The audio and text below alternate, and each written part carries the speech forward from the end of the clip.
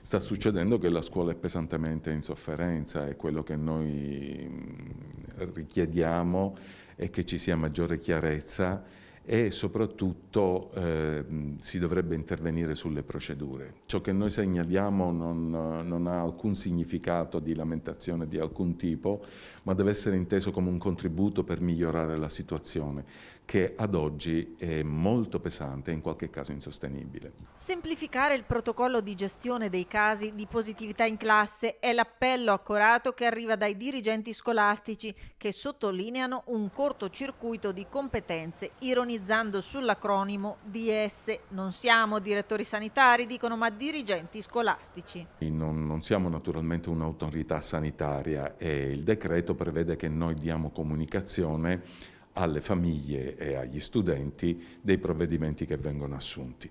Noi comunichiamo quelli che sono di diretta nostra competenza, e cioè a dire la didattica in presenza o a distanza, questi sì sono provvedimenti di nostra competenza, ma diamo conto anche di ciò che il decreto legge prevede, e cioè la quarantena o l'autosorveglianza.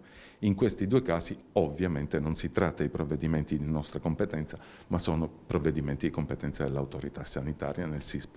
Storture figlie del periodo che fa i conti con l'elevato numero dei casi da dover gestire e con problematiche ad esso correlate, come la difficoltà di reperire supplenti per sopperire al personale sospeso che incide in minima parte rispetto ai numeri invece di chi è in malattia. Salti mortali per garantire il servizio, attingendo a graduatorie e messe a disposizione, ma trovare docenti di matematica, fisica, chimica e informatica resta un problema. Cerchiamo di andare a reperire le migliori qualifiche nella situazione data.